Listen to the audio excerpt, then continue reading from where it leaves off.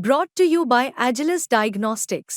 Health test की बात आती है तो मैं भरोसा करता हूँ India's largest diagnostics company Agilus diagnostics. खुद को टेस्ट करते रहो। As I said, Afghanistan was another key topic of discussion between the leaders.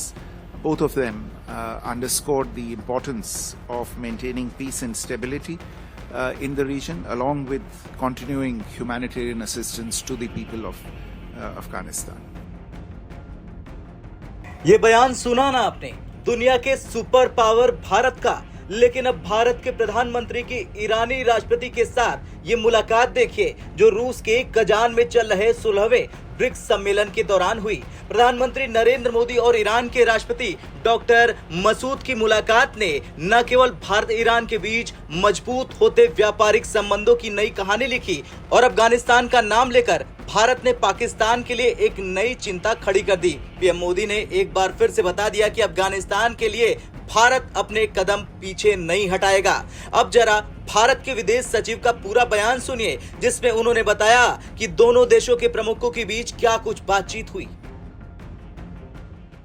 Both leaders also discussed the situation in West Asia.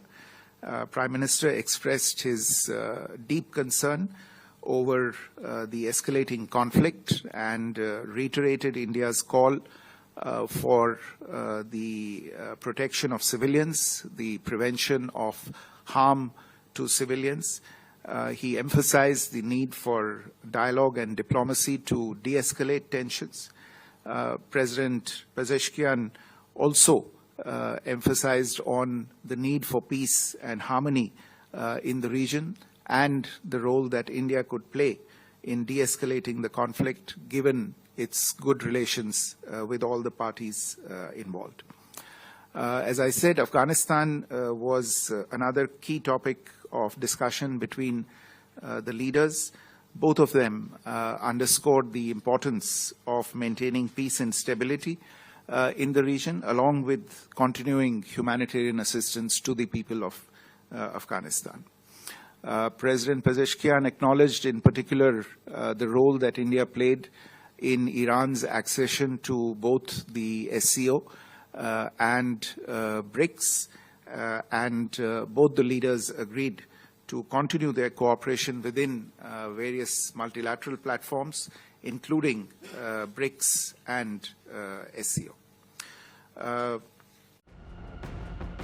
तो ये था भारत का बयान, जिसे सुनकर हर अफगानी भाई झूमने लगेगा और खास तौर से अफगानिस्तान में सत्ता चला रहा तालिबान भी। वैसे इसमें कोई दो राय नहीं है कि अफगानिस्तान के लिए भारत ने हर वो कदम उठाए हैं जिससे अफगानिस्तान के लोगों ने भारत के लोगों को भाई वाला दर्जा दिया। और अब पीएम मोदी ने अफगानिस्तान की भलाई के लिए ईरान के राष्ट्रपति से जो बातचीत की वो देखने लायक है। ये पाकिस्तान के लिए बड़ी टेंशन की बात है, क्योंकि पीएम मोदी ने इस मुलाकात में न केवल भारत ईरान के व्यापारिक संबंधों को मजबूत करने पर जोर दिया, बल्कि अंतर्राष्ट्रीय उत्तर दक्षिण परिवहन गलियारे यानी INSTC और चाबहार जैसे परियोजनाओं पर लंबी चर्चा की। पीएम मोदी और ईरानी राष्ट्रपति की इस मुलाकात में सबसे महत्वपूर्ण चर्चा चाबहार पोर्ट पर हुई। चाबहार पोर्ट का निर्माण भारत, अफगानिस्तान और ईरान की साझेदारी में हो रहा और ये ओमान की खाड़ी में स्थित है। ये पोर्ट भारत के लिए न केवल व्यापारिक दृष्टिकोण से महत्वपूर्ण है, बल्कि इससे पश्चिमी और मध्य एशिया के साथ व्यापार को काफी सरलता से अंजाम दिया जा सकेगा।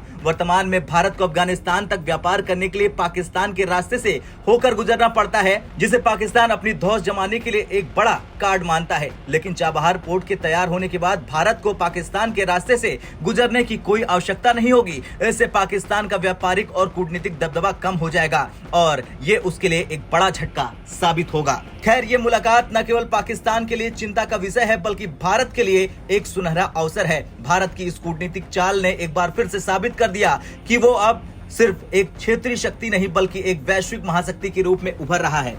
ब्यूरो रिपोर्ट, भारत तक।